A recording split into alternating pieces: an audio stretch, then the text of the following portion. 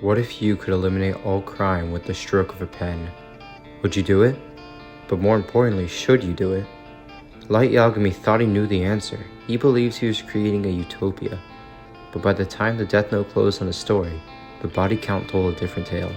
Hey everyone, welcome back to LNG Media. Today we're going to be diving into one of anime's most controversial questions. Was Light Yagami actually right? Was his vision of a perfect world justified? Or was he just a mass murderer with a god complex? By the end of the video, you might actually be surprised where you land on this. But first, let's establish what Light actually believed. Light Yagami's moral framework is deceptively simple. When he first discovers the death note, he's horrified. He's a model student, top of his class, son of a police chief. But then he tests it, and when it works, something shifts. He looks at the world and sees rot, corruption, criminals who escape justice, violence that goes unpunished, and now he has the power to do something about it. His ideology boils down to this: the world is rotten, and those who make it rotten don't deserve to live. By eliminating criminals, Light believes he can create a world where people are too afraid to commit crimes, a world where the innocent can walk safely, where children don't have to fear kidnappers, where families aren't torn apart by violence. In his own words, he wants to become the god of this new world. On the surface, Light's philosophy resembles an extreme form of utilitarianism, which means sacrificing the few to save the many. He kills thousands of criminals, but argues that this will save millions of potential victims. When we first see Kira's impact, crime rates are actually plummeting. Wars are stopping, the world is statistically becoming safer. Remember the scene where Light is in his room, watching the news reports? He sees the numbers, violent crime down 70%, major conflicts ending, and he smiles, because from his perspective, it's working. The math checks out, thousands are dead, but millions are saved. That's the trade-off he's making. But here's where things get complicated, and this is crucial to understanding why Light's ideology fails. It doesn't take long for his definition of criminals to expand. At first, it's murderers, rapists, terrorists, clear-cut cases, but then what? Remember Lind L. Taylor?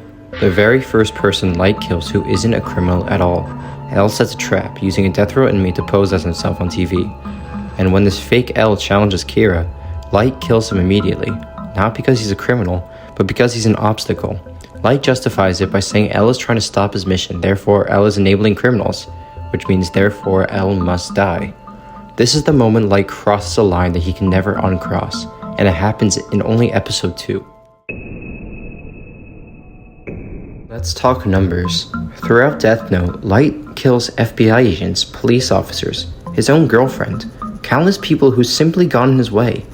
Naomi Misura, a brilliant FBI agent who figured him out too quickly, dead. Ray Penber, just doing his job, dead. The most damning example is Ray Penber's death.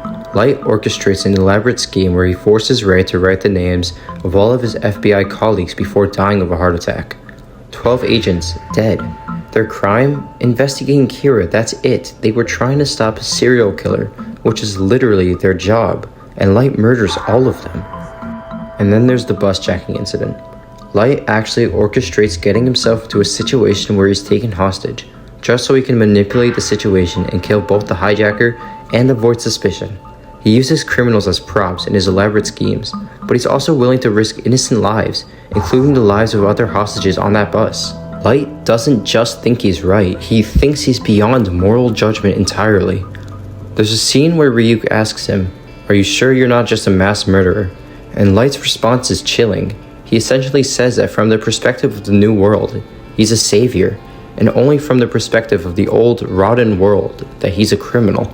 This is textbook megalomania. Light has appointed himself judge, jury, and executioner for the entire world, with zero oversight, zero accountability, and zero possibility of appeal. He makes mistakes, we know he does, because he kills people based on media reports that are sometimes inaccurate, but he never questions whether he has the right to do this. Remember when he gets his memories back and talks about being the god of the new world? That's not a metaphor for Light. He genuinely believes he's transcended human morality. He's not subject to the rules anymore. He is the rules.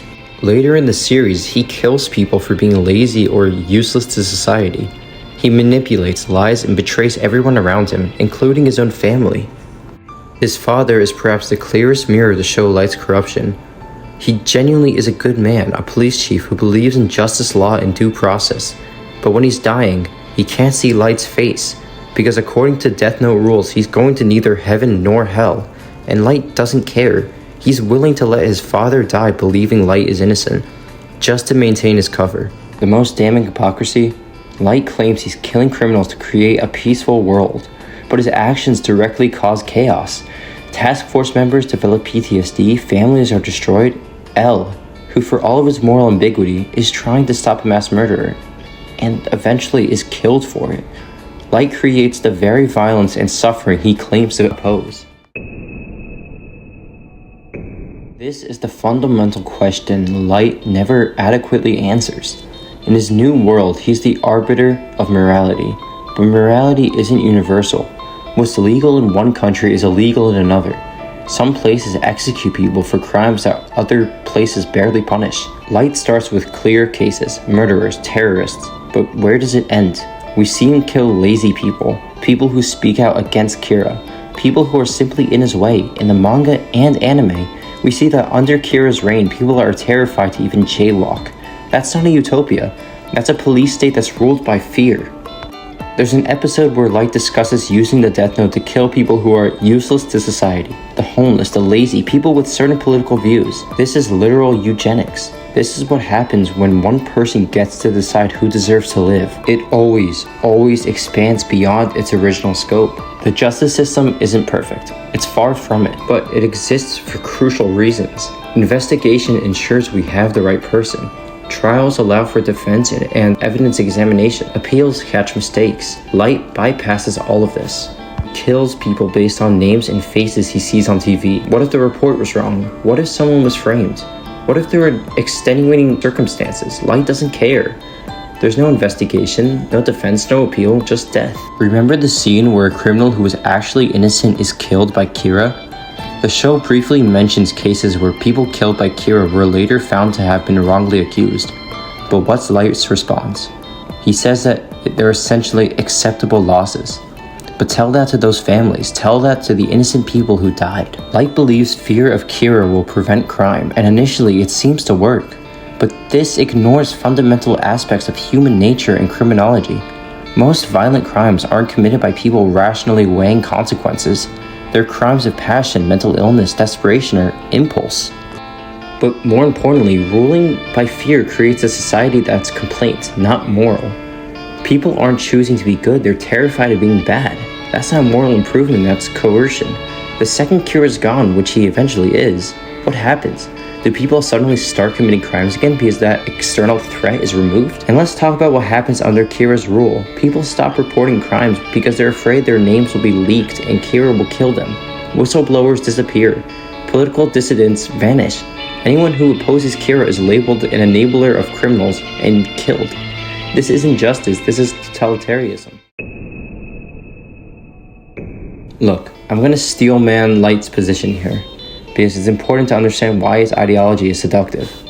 The criminal justice system is flawed. Wealthy people do get away with crimes poor people go to prison for.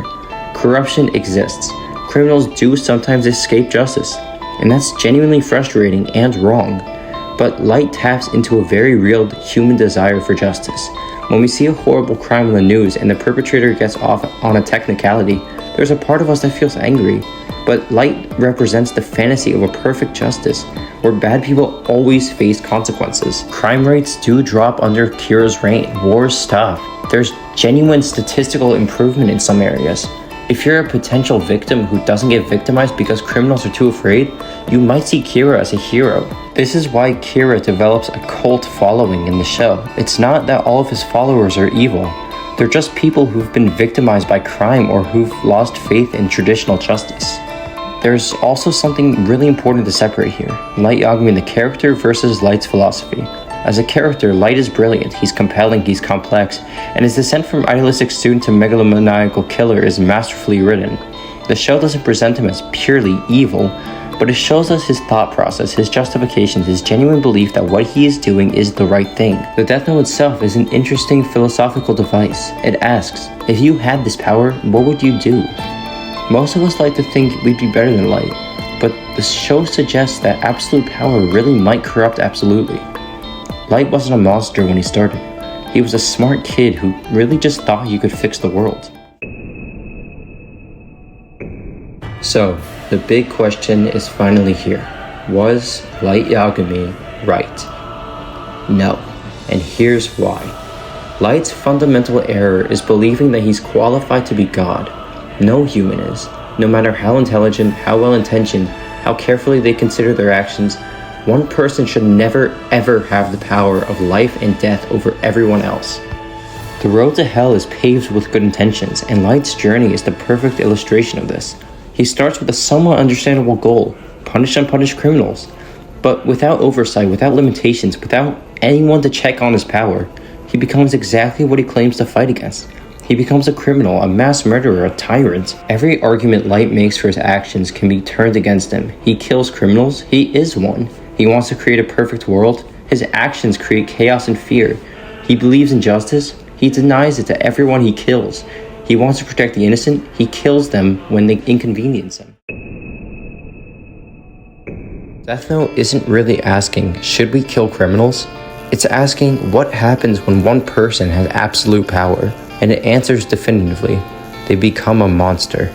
Maybe not immediately, maybe not intentionally, but inevitably. Light Yagami is a cautionary tale about the danger of moral certainty. He's so convinced that he's right that he never questions himself. He's so sure of his perspective that he can't see how corrupted he's become. By the end, he's killed thousands, destroyed his family, betrayed everyone who loved him, and died alone, pathetic, and defeated. The final episode is crucial. Light's death isn't heroic, it's not dignified. He's wounded, terrified, and desperately trying to write names in his own blood. He calls out for anyone to help him. Misa, Takeda, even Ryuk, but no one comes. He dies alone, in a warehouse, having accomplished nothing lasting. Within weeks of his death, the world begins to return to normal. All those deaths, all those suffering, for nothing. The real answer to crime, corruption, and injustice isn't one brilliant person with ultimate power. It's hard, slow collective work, better laws, better enforcement, addressing root causes like poverty and mental illness, reforming broken systems. It's not glamorous, it doesn't give you godlike satisfaction, but it's the only thing that actually works. Light wanted to take a shortcut. He wanted to fix the world quickly, decisively, perfectly. But there are no shortcuts to justice. Every attempt to create one ends in tyranny. So, was Light Yagami right? No. He was brilliant, compelling, and started with understandable motivations. But he was absolutely fundamentally wrong. His ideology sounds appealing in theory: punish the wicked, protect the innocent, create a better world. But in practice, it requires someone to have power no human should have. And that power corrupts, always, without exception. Death Note is a masterpiece because it doesn't make Light a cartoon villain. It shows us how someone intelligent and initially well-meaning can become a monster when they believe they're beyond moral judgment.